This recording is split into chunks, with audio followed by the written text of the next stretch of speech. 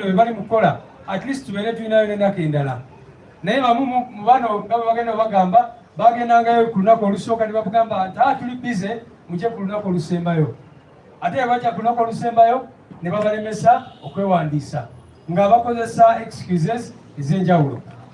Akakiiko k'ebyokulonda twagala kuvumirira ebyo bikatandisa okukola kubanga bw'obanga olemeseza kandidate waffe okwewandiisa oba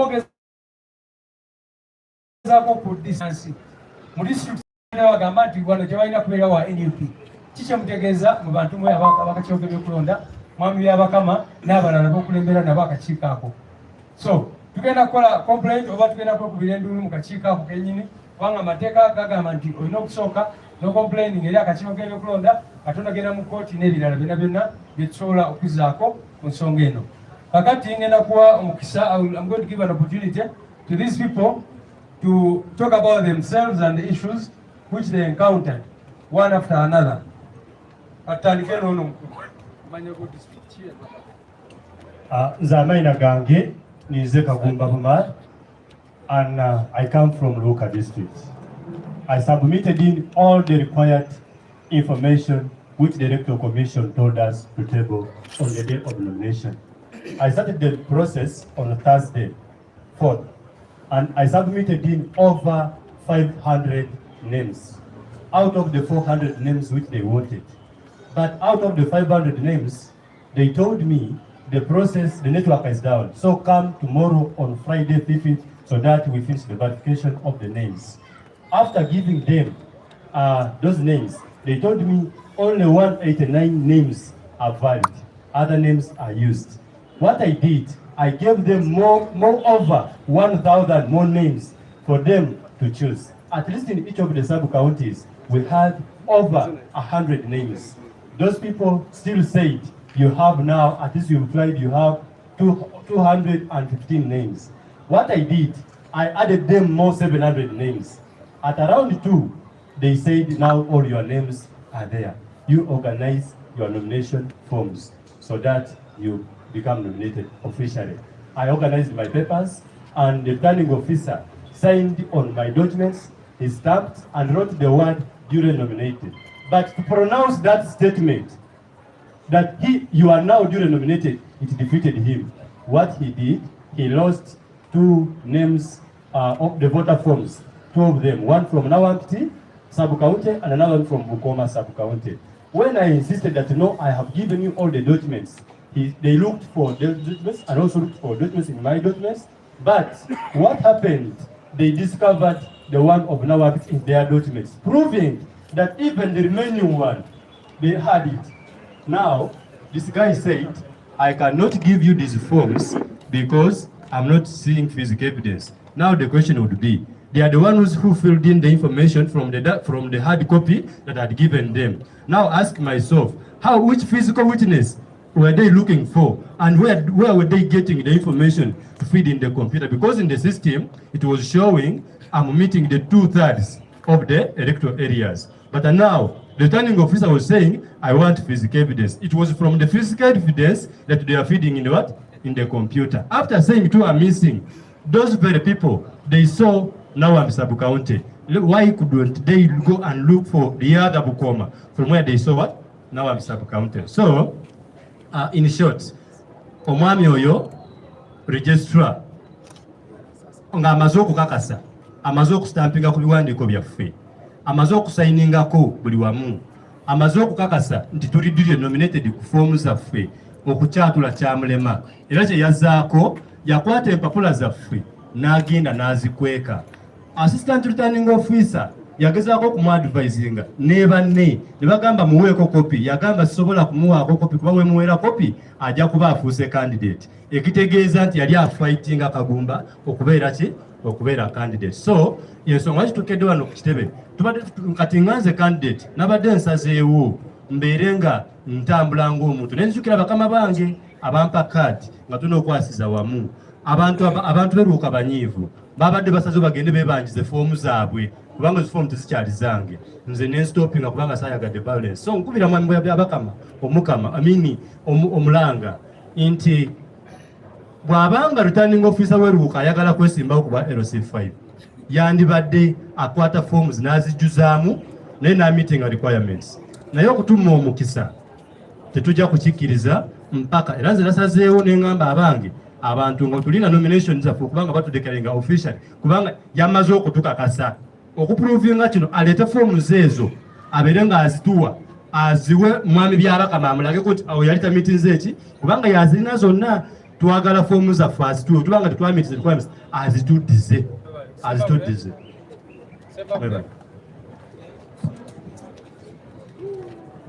Good morning, ladies and gentlemen. I'm Jumba Quraish from Sembabule district. Mine was like, we contacted the Electoral Commission, Sembabule district, on Thursday. And as we talked, I told them, we have some of the counties which are completed. Let's give them, let's organize them, and we submit them to you. You start my process. They are accepted. We gave them those counties which we are done. And we agreed to bring another batch. So it was Thursday. And for them, they thought we would fail to bring. On Friday, when we brought the remaining counties, as soon as we tabled those counties and Remiyaga was on the top, so the chaos erupted. The man in charge of elections in Zimbabwe, he just started without even opening what was inside. When he saw Remiyaga on the table, maybe he thought maybe Remiyaga we would fail to bring, because my contender comes from that area.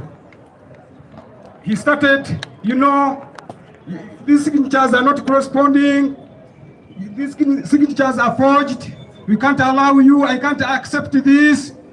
Then I said, you tell me where the problem is, I give myself some means, I rectify them, but he totally refused. He said, even you won't manage because time is we are almost there. So I advise you, young man, you're still a young man. You even went ahead and asking, why are you involving yourself in these new politics? If you resist and you remain here, I'm going to call a DPC to come here and pick you. So it's better, NUP won't help you, you will be the dog. So it's better you vacate this place. So that was the scenario. So I was denied that chance to be nominated. Maybe in Uganda, I said I'm Jumba Quraish from Sembabule district. Yeah. Amanya gange nze Jumba Quraish kuva Sembabule district. Nakanya nakachiko kabyokulonda ku Thursday. Nembagamba nti amagombolola getumaze Sembabule tulina amagombolola 17. Nali maze amagombolola 10. Nga banetaaza okuwa 2 bya kusatu. Nga wasigadde amagombolola 3. Nemugamba tukiriziganye gano bagira baga verifyinga. Tulete amagombolola gasigadde 3. Kati we nagalese ku Lwokutaano. Zabadde essaawa nga ziri 7. Wena gundi Remiyaga wevuganya naye Patrick Nkalubo gyava badde basuubira tisobola kutyayo mikono. Naye nga NUP inayo abawagizi bangi kuba gye nasula abaana nga bayayana buyaya kuteekako mikono. Kakati uyalabye nga Remiyaga eri ku table yakebedde na birimu n'agamba these are forged signatures what. So nagezaako okumbulirira n'agenda even into person n'agenda nnyo mu bulamu bwange agamba oli mwana mutoto sobola wali badde bivaamu politics wa NUP nkwadvising obiveemu kuba namubuuziza ekizibu kiri ludda wa nkuntereze ekizibu ekyo nangamba nti tojja kumalako n'obudde butukutte. So briefly bwe bityo byali. Thank you very much. Ndoza muwulira ensonga ya partisanship bwevaayo nnyo. Akakiiko k'ebyokulonda kasooka okugamba lwaki oli mu politics wa NUP. Katuwulirize muganda waffe okuva Katakwi. Good afternoon.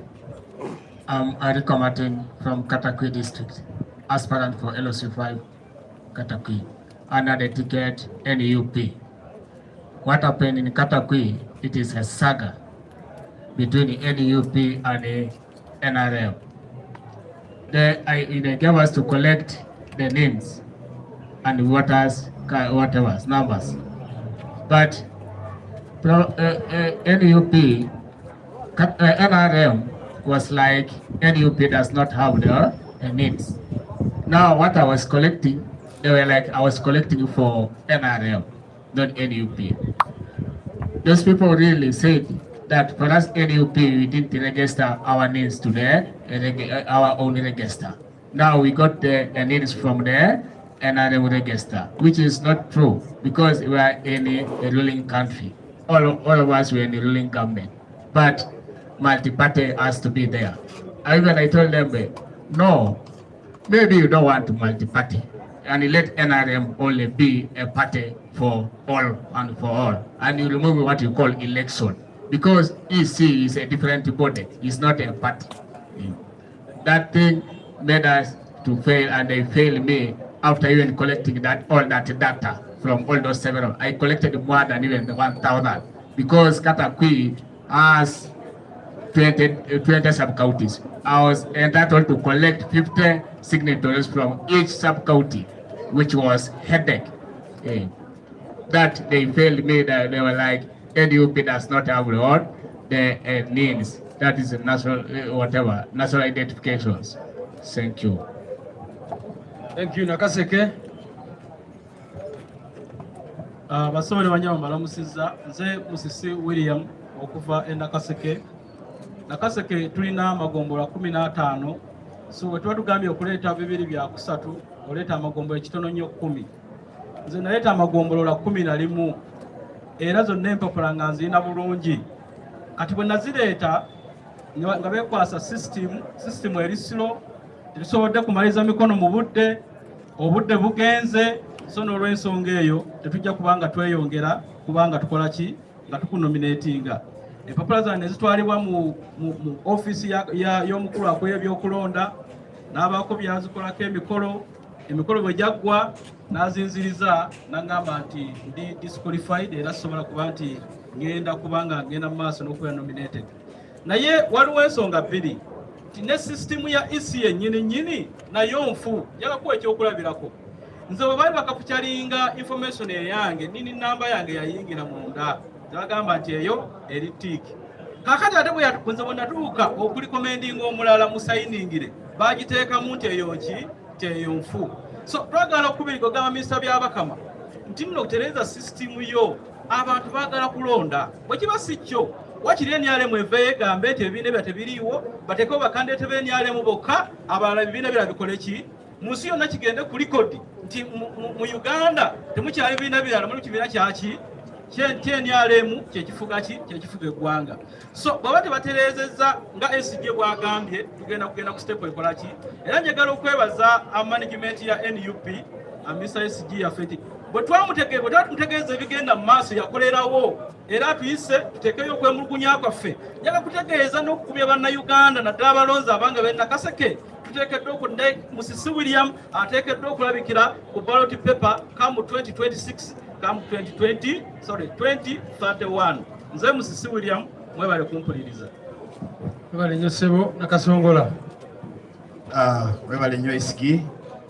Ate kyatuuse Nakasongola kyo kyabadde kikambo nnyo. Manyi bagamba nnyo Nakasongola nti bwe bwawaayo okulonda n'ente zironda. Ekyo twakimenyawo era kyovula omulundi guno gwokka batutidde nnyo.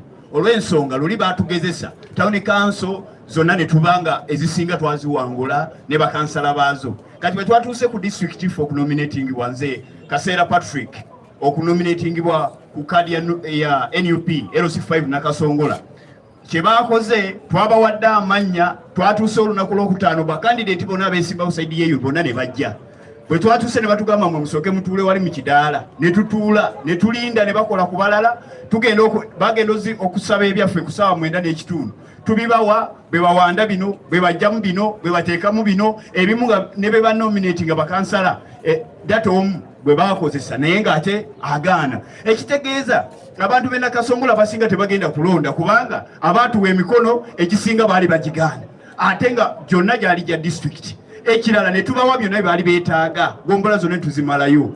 Baali abakompyuta bali mu kuyingiza ku tebbo nga bali mu kuyingiza, abakulira najja n'agamba mugalewo obudde bugenzi. Ate nga tumanyi nti obeera ku layini, twali ku layini olwedde nga ffe be bamaliriza nga bayingizaamu eggombola abantu 20 si gombola wabula abantu 2 bokka be baali bali mu kuyingiza, bonna abakompyuta zaali 3. Naye oli najja n'abagamba obudde bwebo n'aba stoppinga there and then n'atugamba mulinde, nja kusooka ku inquiringa from legal committee ya EC. Naye nga ffe ebyaffe byonna twali tubisubmitinze nga tubirina byonna nga bwe byali. Naye baba bayingiza, kitegeeza be badireyinga ffe twabibatera ku tebo ne tutuula, tebaatubanja birala. N'olw'ensonga eyo tugamba abantu b'e Nakasongola nti mwe mwenyweze, ffe tujja era tebabalimba nti twavuddemu nze mwendi Kaseera Patrick ate nzijja ku lwa NUP. People power, our power. Nakasongola tugenda giwangula ku luno. Butaleja.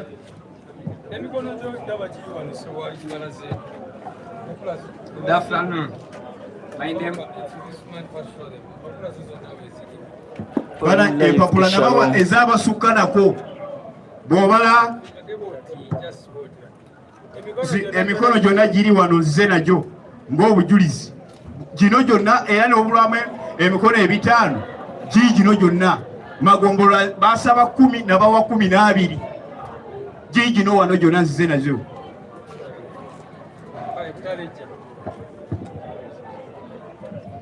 Good afternoon. My name is Natuma Samuel from Butaleja district. My case was very simple and very easy to understand. I reached out to the electoral commission. All my signatures, they were entering them and telling me they have already used them, including the one of my father and my brother. How comes he didn't sign for anyone, he signed for me? Reaching there, they are entering the names, they are telling me the signature they had already used them. Meaning, NRM candidates, they didn't go to look for signatures. They just got the whatever, the red book and the yellow book, voters register, they recorded the names they wanted, not knowing that they even entered the names which they don't belong to.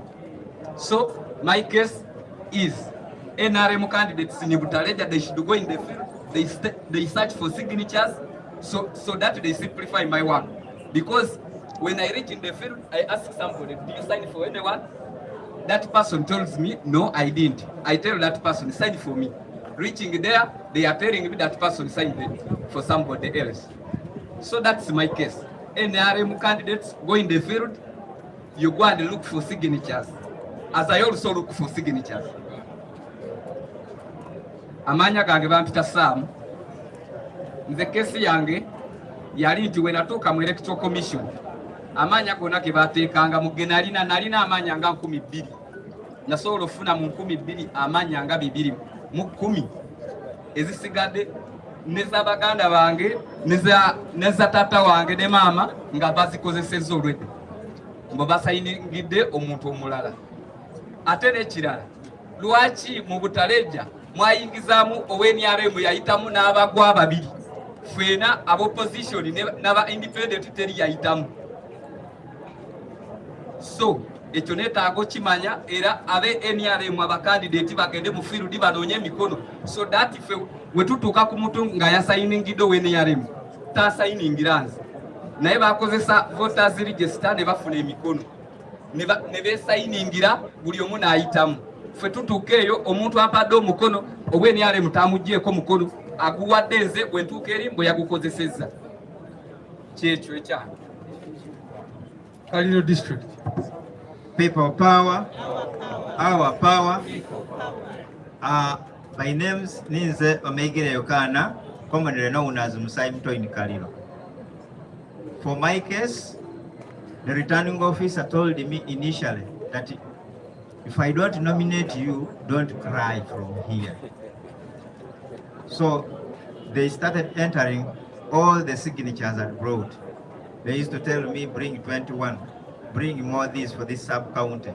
When I rectified everything, she claimed the time is getting over. She put me on pressure, she started bringing different tactics, delaying tactics. When we consulted some of our regional coordinators, Honorable Mwiru in particular, kubanga twakubira SG nga esimu liri busy. Nga alitugamba guidelines zitugamba empapulazo ez'emikono SG yasayinizeko ate wano tulaba aba region be balina ne tumugamba all candidates for LOC5 SG yabahandolize. Kati Honorable Mwiru wakubira amutwala supervisor we wa region. Yavuddeyo n'obusungu n'agamba, yavayo n'obusungu n'agamba, who called my boss? Who called my boss? Nkoma wano.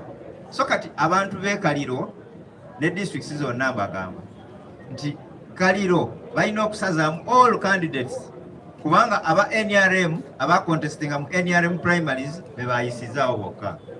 Ate bakoze eki babayambyeko tebagenze mu field kunoonya mikono. That's why buli gye twabadde tuteekamu nga bagamba mifu. Even my own mother bagamba mifu. Nengamba ye kijja kitya.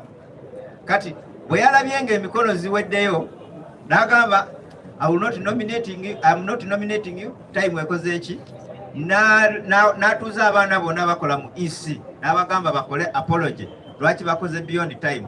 Kati bwagamba nti beyond time nga candidate ayali mu NRM primaries yasooka bamunominatinga saawa emu beyond 5 oyo mufu bamusazeemu n'omulala ne bamunominatinga beyond 5 saawa 11 kitundu omulala 12 kitundu abo be bayisizaawo. Kati ffe n'atuggalira ate twabadde munda ng'alina otukolako etteeka ligamba bwe bakusanga munda ne we babbanka balina okumala okukolako n'olyoka ofuluma naye n'oclaiminga nti saawa ziweddeyo I will not nominate you.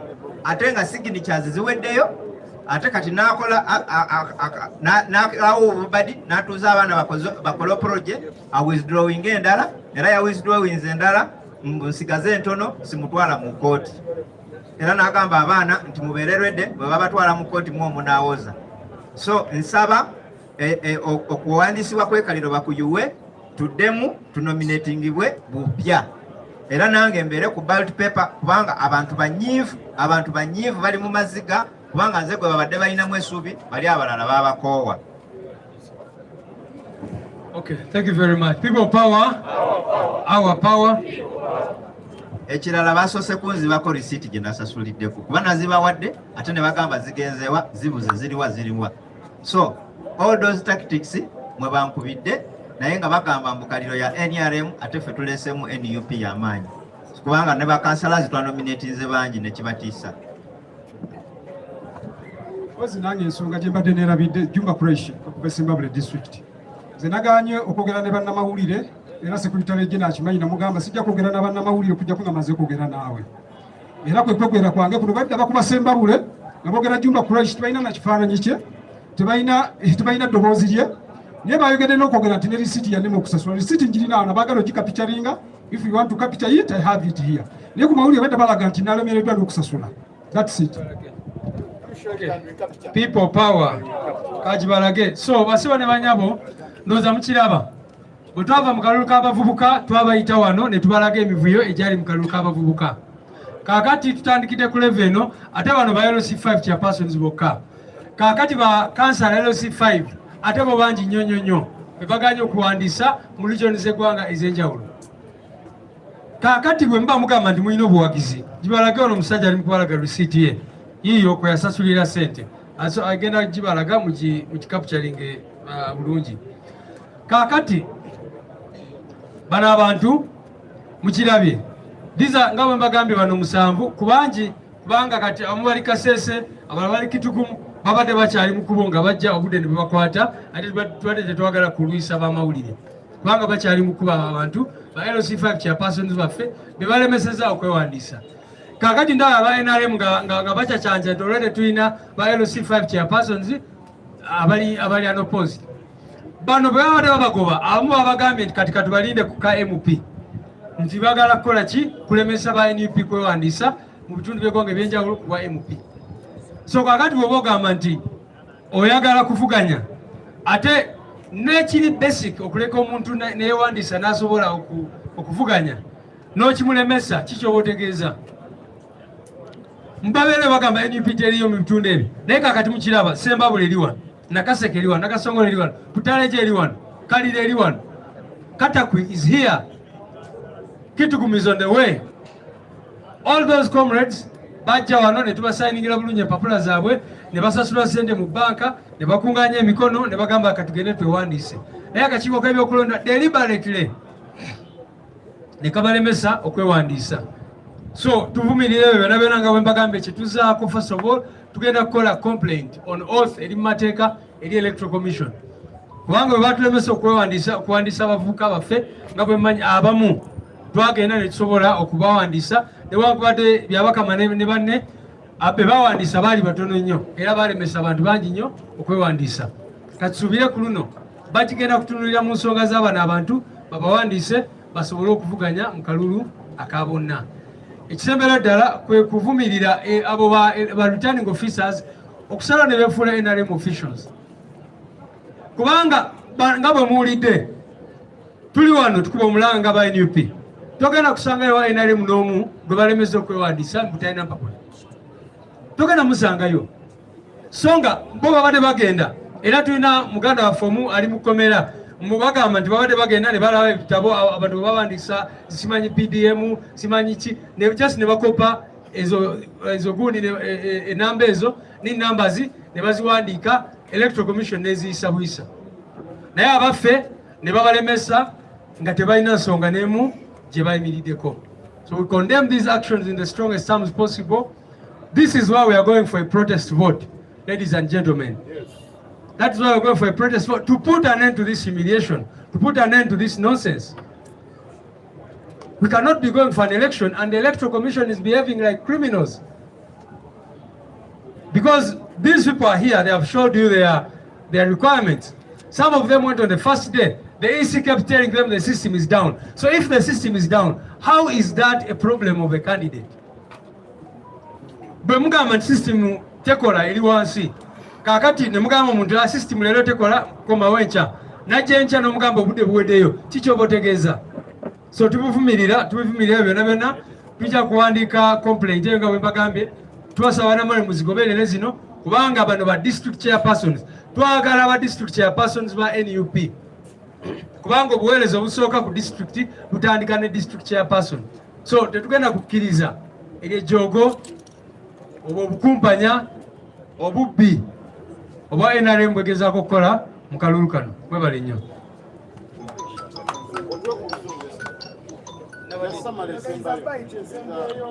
Live ku Shalom Television Uganda Sabanyabo ampuliriza tukyalwa no kusecha National Unity Platform nengenda banyumiza kugenda. Well, like I said, we condemn these actions by the Electoral Commission in the strongest terms possible. All these people that you see here